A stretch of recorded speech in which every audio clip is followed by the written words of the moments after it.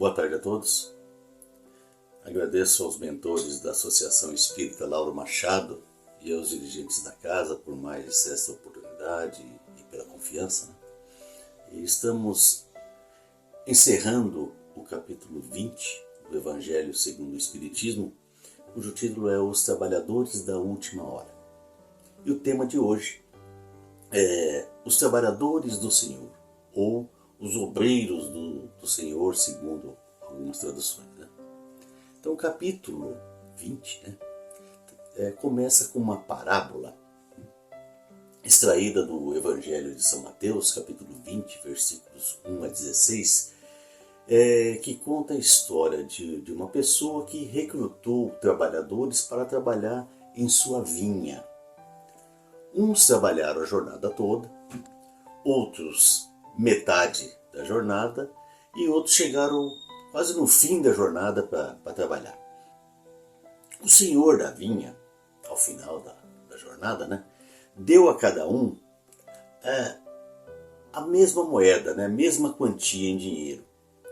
E aqueles que chegaram primeiro reclamaram, pois eles tinham trabalhado mais a jornada inteira e receberam o mesmo daqueles que trabalharam menos. O senhor da vinha então disse que não havia injustiça nenhuma porque ele pagou aos primeiros aquilo que foi combinado. E Jesus termina esta parábola dizendo: os últimos serão os primeiros e os primeiros serão os últimos, porque muitos os chamados e poucos os escolhidos. Então essa é uma parábola de cunho eminentemente moral, cuja interpretação não é tão imediata quanto a parábola do bom samaritano, que fala do amor ao próximo, fraternidade, preconceito, etc. Por essa parábola dá a impressão de demonstração do poder de Deus, que Deus pode, segundo os seus critérios, privilegiar os últimos, que basta aceitar Jesus na última hora para receber a recompensa. Jesus nos mostra pelas suas lições que nós nos transformamos naturalmente pela maturidade do nosso pensamento. Desse modo nós realizaremos trabalhos melhores à medida que desenvolvemos a nossa capacidade, à medida que nós desenvolvemos o nosso conhecimento. Jesus falava por parábolas, contando histórias, porque ele ensinava aquelas pessoas mais simples, mais humildes, os pescadores, os artesãos. E por meio dessas histórias ele inseria ensinamentos de cunho moral e valores importantes para o aprimoramento daquele povo que ainda vivia naquele estado de barbárie. Bom, o Espiritismo, como filosofia e religião, surgiu quando o grau de entendimento no nosso planeta já estava um pouco mais desenvolvido, E os espíritos foram, aos poucos, trazendo informações, conduzindo o nosso desenvolvimento, havendo até encarnação de espíritos mais evoluídos para que nós pudéssemos nos desenvolver mais rápido, para que a gente pudesse dar um salto qualitativo, um salto de qualidade. Tivemos e ainda temos fases que representam verdadeiras revoluções espirituais. Cada vez mais outros espíritos foram se interessando pelo nosso desenvolvimento neste planeta, É como a ideia da escola. Primeiro, nós tivemos aquelas professoras fundamentais nas nossas vidas, que nos ensinaram a juntar as letras, nos ensinando a escrever, nos ensinando a ler. Depois vieram outros professores trazendo mais informações à medida que a gente ia avançando no aprendizado escolar. Ou seja, cada vez que avançamos, conhecimentos novos são trazidos, e da nossa vida escolar nós podemos chegar à faculdade, ao mestrado, doutorado, docência, etc, etc. E, os espíritos precisam do nosso avanço, do nosso amadurecimento para nos trazer, né, maiores conhecimentos. Né? Como na escola, não dá para eu fazer o doutorado, ser um doutor, se não terminei o ensino médio.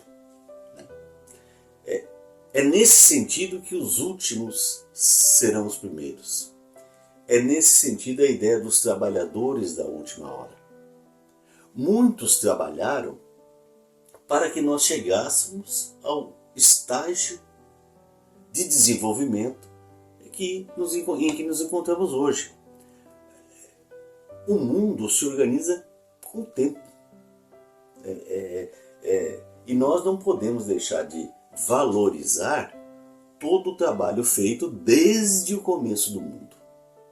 Se hoje a medicina é avançada, doenças podem ser curadas, se o transporte é mais rápido, se vivemos mais confortáveis, né, dormindo numa cama, em vez de dormir em cima de uma pedra ou em cima de palhas de milho, é porque outros trabalharam para isso ocorrer. Claro, sempre com ajuda, com orientação do plano espiritual. Então nós somos convocados, seja em que momento for, para oferecer o nosso melhor trabalho.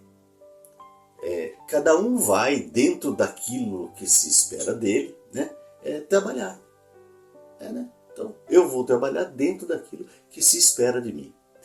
Se eu chego numa empresa, né, para trabalhar, e ela já está limpa, né? É porque alguém limpou. E esse trabalho de limpeza, dentro do conjunto da obra, dentro dos objetivos da empresa, também é um trabalho muito importante. Então nós temos que ter o olhar mais puro. Né?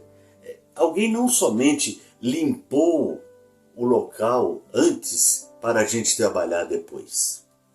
Nós temos que enxergar que naquele trabalho da limpeza foi depositado uma parcela de amor daqueles primeiros trabalhadores. Para ser um trabalhador do Senhor, para ser um obreiro do Senhor, é necessário o exercício dos nossos melhores sentimentos. Tem a história de uma pessoa que estava parada num semáforo, apareceu um vendedor ambulante e ele abriu o vidro do carro. Abriu o vidro do carro e conversou com o ambulante, falou assim: escuta, boa tarde, tudo bem? Como é que estão as vendas? Não sei o quê. E o vendedor, ao final, disse: olha, obrigado por me dar atenção. Nem precisa comprar nada. Já valeu para mim você ter aberto o vidro e conversado comigo, me dado atenção. Então, naquele momento, né, do abrir o vidro, de conversar com o ambulante, de dar atenção, por certo, muitos fluidos bons foram emitidos. Né? E uma atitude simples, né, chamou a atenção dos bons espíritos. Isso é praticar a verdadeira caridade. Aquele que abriu a porta, que deu atenção ao vendedor ambulante, fez um gesto de amor e caridade. Fez um gesto que aquele outro espírito, né, o vendedor ambulante, ainda desconhecia. Então, a caridade não é somente a ação em si.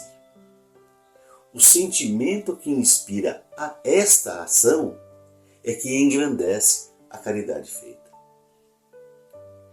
Me lembro de uma outra história de uma pessoa que se acidentou gravemente, estava lá no asfalto da rua, lá, e todos que passavam tinham medo de prestar socorro. A pessoa estava ensanguentada, estava ali e tal. E uma pessoa parou, sem pensar duas vezes, pegou a pessoa, pôs dentro do carro, o sangue correndo pelo banco, né? E ele levou para o hospital. Não pensou duas vezes, foi para o hospital, mas só que chegou tarde. A pessoa morreu antes que os médicos terminassem os socorros necessários. Pois bem, para essa pessoa que ajudou, foi decepcionante. Eu tentei, mas infelizmente faleceu. Mas ele recebeu um bilhete da mulher dessa pessoa que faleceu. E esse bilhete dizia: para alguns, você tentou somente salvar a vida de uma pessoa. Mas para mim, você tentou salvar a vida do meu amor.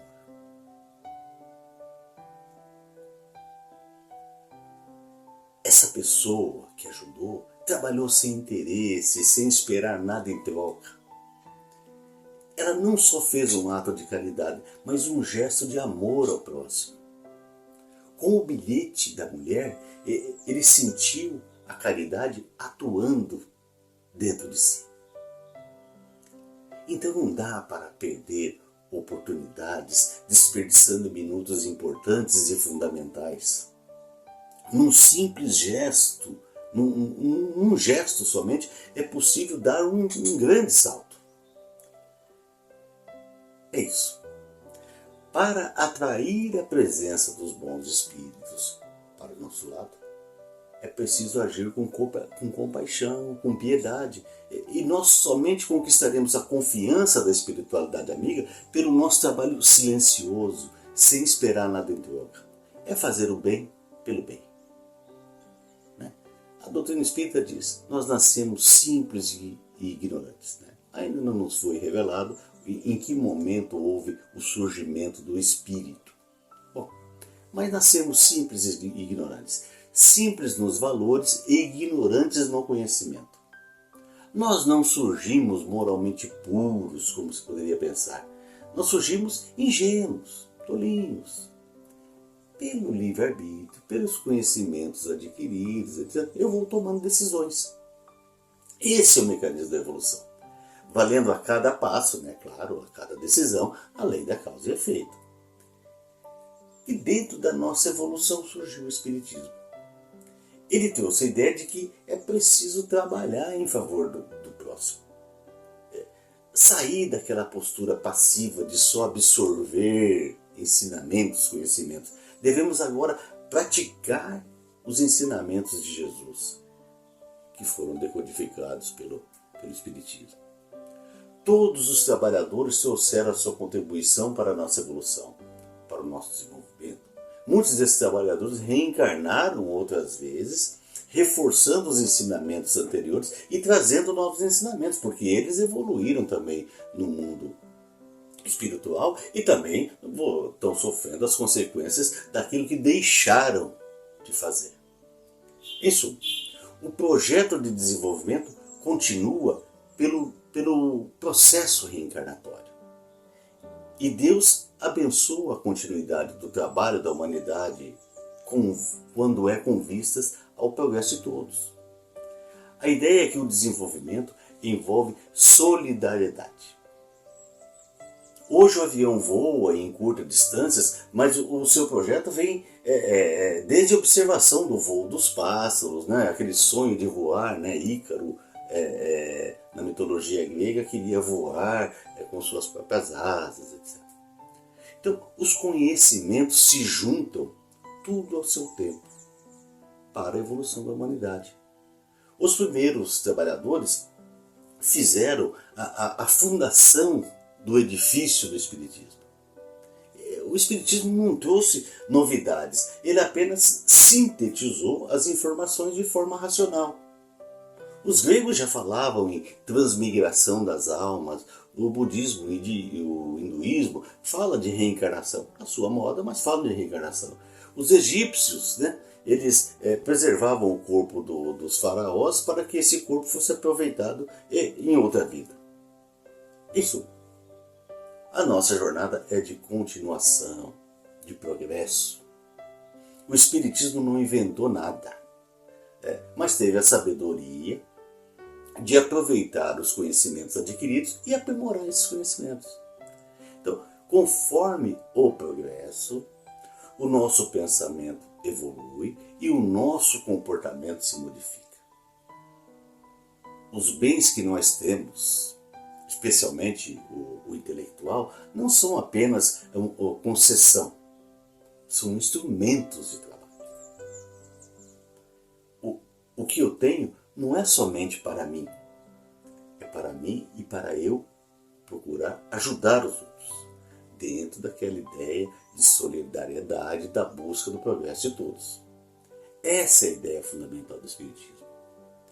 A parábola dos trabalhadores da última hora não fala em cultuadores da última hora, nem estudantes da última hora. Fala em trabalhadores da última hora. Então, o Espiritismo é, antes de tudo, doutrina de transformação, de modificação das atitudes. E o Espiritismo nos conclama ao trabalho moral. É aquele trabalho de compreensão, de auxílio, de amparo, de amor. Quando eu estou empregado numa empresa, o recebimento do salário é uma recompensa material para a subsistência do corpo. Já no trabalho moral, a recompensa é silenciosa, oculta, lenta, não é imediata. O tema de hoje, os trabalhadores do Senhor, é uma mensagem do Espírito de verdade, o qual, embora haja discussões doutrinárias a respeito, é atribuído a Jesus. Então Jesus seria o Espírito de verdade.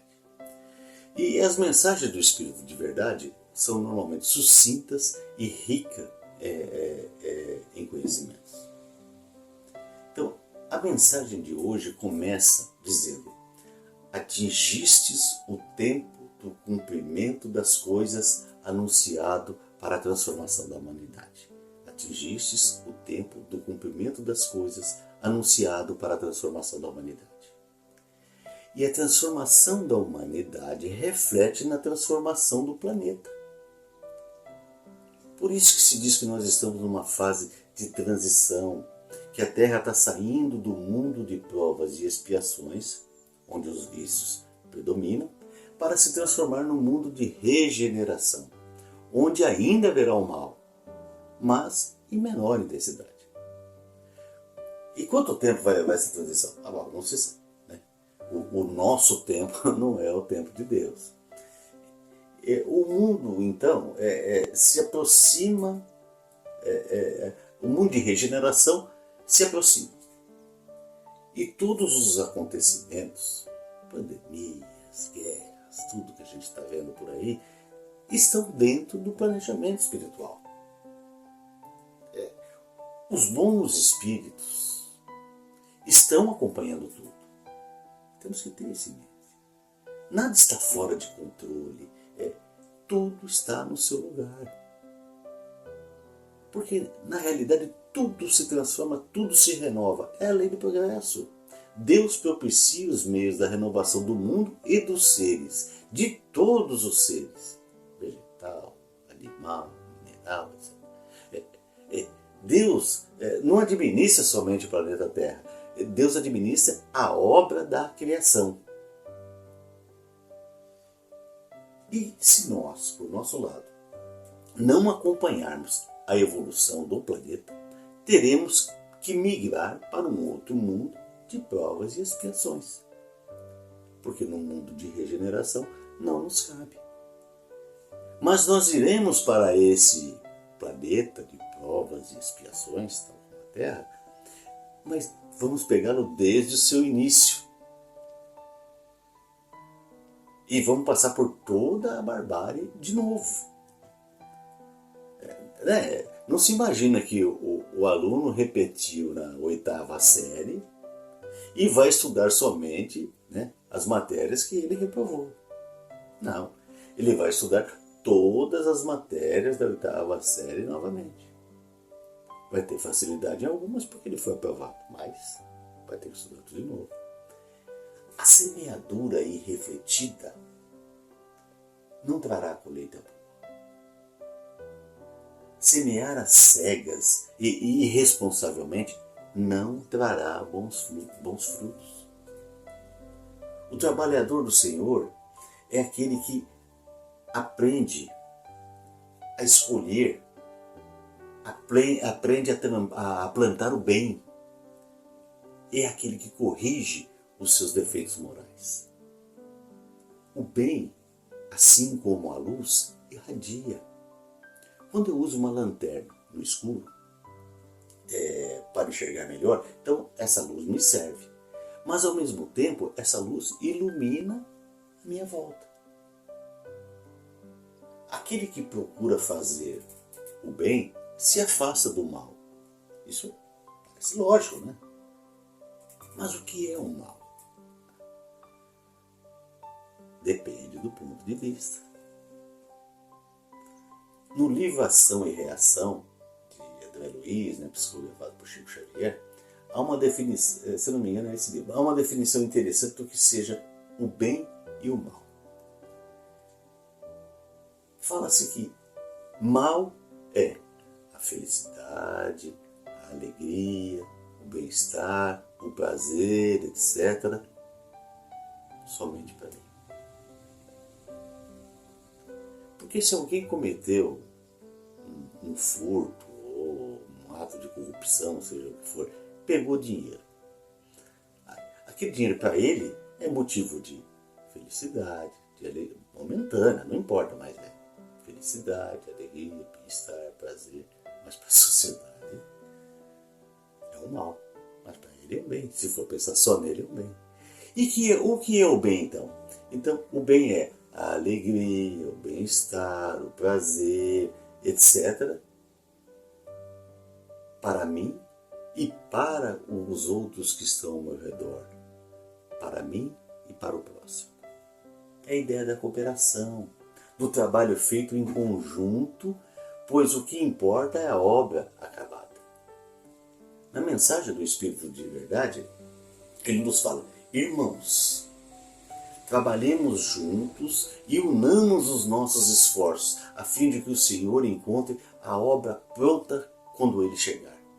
Porque o Senhor vos dirá: vinde a mim, vós que sois bons servidores. Portanto, nos diz o Espírito de Verdade, que o que importa é a obra estar acabada, não quem fez a obra. A obra fica acima dos obreiros. E o convite do Senhor era para que, o convite da mensagem é para que o Senhor venha e encontre a obra acabada. A mensagem fala: vós que sois bons servidores. Não é somente ser trabalhador, é ser servidor. Servir a si, servir ao próximo, servir à coletividade. Um amigo meu, agricultor, me disse certa vez: eu planto, eu rego, mas quem faz crescer é Deus. Então, na obra do bem, nós devemos estar prontos para servir, sem esperar nada em troca. O reconhecimento não deve ser dos outros. O reconhecimento tem que ser de Deus. O trabalho no bem, em prol da obra da criação, serve de exemplo para hoje e serve de exemplo para o futuro. Devemos ter em mente que nós estamos preparando o mundo de hoje para o nosso próprio futuro, pois nós ainda reencarnaremos várias e várias vezes ainda. Aquele que quiser ser grande deve servir aos outros. Jesus nasceu numa manjedoura. E manjedoura não é aquele romantismo, não, é um estábulo. Nasceu num estábulo. Jesus era de Nazaré. Nazaré é uma região pobre, sem importância. Então Jesus viveu sempre na humildade. Aquela lição dos lava-pés, aquela passagem dos lava-pés, quando Jesus lavou os pés dos apóstolos, Jesus ali demonstrou a mais pura humildade, ensinando aos discípulos que o Senhor não é maior do que o servidor, que o poder exige humildade para ser exercido. A mensagem de hoje, do Espírito de Verdade, ainda nos adverte para aqueles que não recuaram diante de suas tarefas, para aqueles que não recuaram diante de suas tarefas, serão confiados postos mais difíceis na grande obra da regeneração. Ou seja, aquele que mais trabalhou não terá uma aposentadoria, não terá férias, não vai receber trabalhos. Você trabalhou muito, agora você vai pegar um trabalhinho mais sossegado. Não. Aos que trabalharam e realizaram um bom trabalho, serão confiados tarefas ainda mais difíceis. Porque eles têm capacidade de desenvolver aquele trabalho, aquela tarefa. Então, resumindo, o Espírito de verdade quer dizer o seguinte: saia da ilusão. Não tem moleza. A vida é de trabalho. Jesus, o Espírito mais puro que nós conhecemos e veio ao nosso planeta, trabalha na governança do planeta Terra. Deus, a inteligência suprema, a causa primeira de todas as coisas, continua o seu trabalho na obra da criação. O Espiritismo, há mais de 150 anos, vem nos mostrando os meios de correção dos nossos erros e cobra o nosso trabalho. Então é hora de colocar a mão na massa. Nós estamos vivenciando um momento ímpar. A possibilidade de transformação de um planeta, do nosso planeta, de um mundo de provas e aspirações para um mundo de regeneração. Nós devemos ter a consciência de que ainda nos falta algo.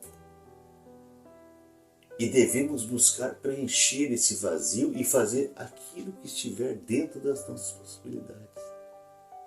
Não podemos nos omitir ao trabalho.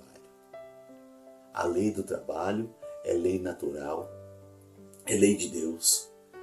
O progresso não será alcançado sem o trabalho. E há muito trabalho a ser feito. Toda grande jornada, diz o provérbio chinês, começa com o primeiro passo. E nós já sabemos qual é o primeiro passo.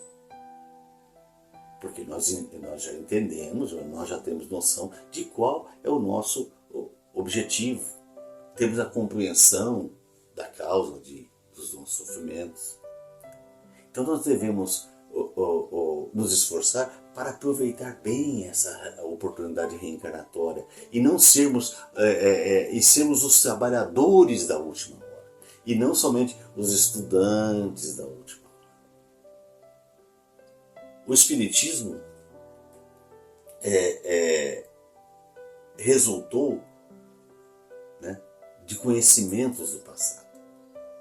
É uma filosofia que nos oferece uma proposta de transformação íntima. Então vamos acreditar de verdade que nós somos espíritos encarnados e que nós sempre estamos em contato com o mundo espiritual. Nós estamos sempre sendo influenciados pelo mundo espiritual e observados pelo mundo espiritual. O Espiritismo é amadurecimento, é a libertação da consciência. Os trabalhadores da última hora são aqueles libertos dos preconceitos. Nós temos que enxergar na criança, no idoso, no homem, na mulher, no morador de rua, no encarcerado. Nós temos que enxergar em todos um espírito tal como nós, mas que se encontra num estágio evolutivo diferente. Seja para cima, seja para baixo, não importa, é diferente. E compete a nós, trabalhadores da última hora, propiciar uma ajuda mútua, fraternal, para que todos possam se esclarecer, para que todos possam buscar o seu aprimoramento. Como diz Leon Denis, não basta mais crer, é necessário viver a nossa crença. É isso então. Muito obrigado a todos e que Deus nos auxilie a ser um obreiro do Senhor e não um obreiro de nós mesmos.